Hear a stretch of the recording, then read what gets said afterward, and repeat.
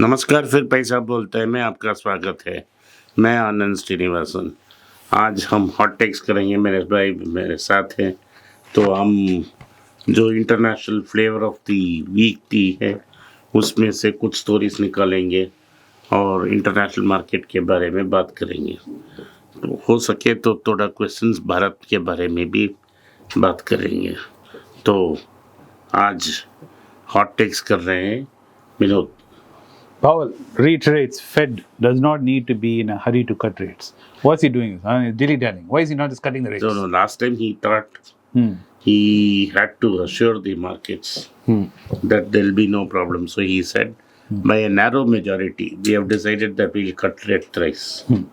Unfortunately, To help Tata Biden. Maybe to help Tata Biden. But now what? Because he'll lose his job if Trump comes to power. So now what has happened is he has done a U-turn because inflation by his preferred gauge has not come down as fast as he thought it will come. So now he is saying we are in no hurry. Because some stray voices have already started saying that there may be no cut this year. So we can push it to next year. Because inflation has started to climb in America again. And most importantly, it is climbing in rentals, which is what has happened is mortgage payments have gone up. Correct. So new houses are not selling. No. But shelter costs have gone up because there's a constriction in amount of supply. Yes. So right now, there is because even if there's supply, people aren't ready to buy. So right now, So right now, there is no hope for a rate cut if he is sensible. But the market believes otherwise. That is why gold is continuing to reach all-time highs even before he starts to cut rates. Imagine what will happen when he cuts rates. Gold will go through the roof.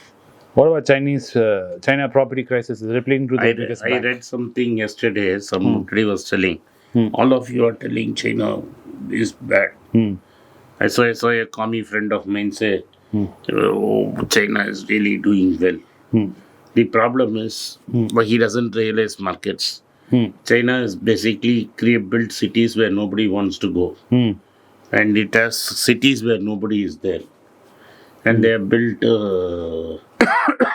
bullet trains where people are not going. So basically what has happened is there is going to be a huge downside. And they artificially kept deposit rates very low for many years.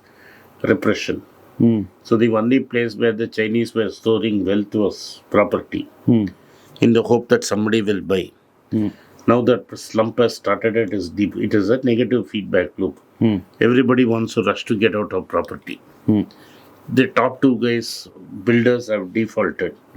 So immediately there is going to be a big drop in property prices. Now the problem is when some property prices start to drop and people don't buy, they are not able to repay their bonds and their banks. Correct. So normally a real estate crisis of this nature leads to a crisis in the commercial banks. So the commercial banks are really struggling in China. To top it, what has happened is that one-child policy has begun to bite. Really bite hard. And their population is declining faster. Their leader has come out and said women should go back to the kitchen where they belong and keep making babies instead of going to the workforce and factories. What you women are doing there? Go back. Yes. But the point is there is labor shortage and the Chinese don't want to have babies. So there's a big problem. Because babies are not an asset there anymore in China. They become a liability. And the biggest problem is in South Korea where it is less than one now. Yes. So now South Korea is shutting down schools because there are no Korean kids to go to schools. Japan is 1.35. Yes. And we thought Japan will die first, Korea will die before. And there are 5 lakh soldiers in South Korea. Correct. The way it is going, they will not have enough soldiers. Yes. The North Koreans can just walk through. Yes. But we don't even know what is happening inside North Korea. Yes. Nobody knows. That's a black box. Yeah. Now, there is bigger signal that the problem is solved in Japan. Yes. Because now that people fertility startups. there is fertility startups. Yes. Demand is soaring. People are more confident. The things have improved. And they are getting more money. There is salary increase. And they may be physically too old to have a child, but we can do it. So we can do it other ways. And they are through artificial treatments. Yes. And the lot of subsidies given by the Japanese government. Yes. To produce kids. So the long way to claw back. Way back, American couples used to come to third world countries here and rent wombs.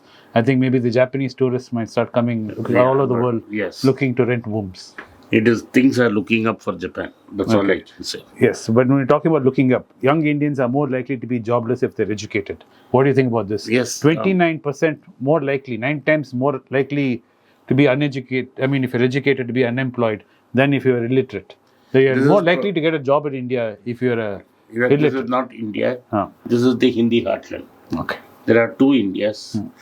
I don't see two Indias. I only see one India. My mother India. Your mother India sitting in Chennai where we are. We are unable to find people to work. Yes. And most of them are educated and we don't know. We are unable to find people to work. Yes, we're not able to find illiterate people to do the jobs as literate people do want to do. Yeah. But even literate people, you are not finding enough cameramen, enough good high quality editors. Because these jobs are menial jobs. We are only, we have educated ourselves. So we have lifted ourselves out of this. Yes. We have moved progress after independence. The South has made a lot of progress. And there are a lot of jobs available. The problem is in the North. And that's why you are having a wholesale migration from the North to the South. Yes. And there is going to be rising tensions. This will lead in 10 years from now, there is going to be rising tensions there. So, there is problem. And even in Japan, in US, yes. What is like President says, I have got some manufacturing back into US. Yes, very bad times for running for president right now. Yes, not a good time to have elections. Yes, I don't know if ever there's a good time to have elections, unless you're in Russia. But Biden's numbers, almost 40,000 jobs are lost in his manufacturing wins.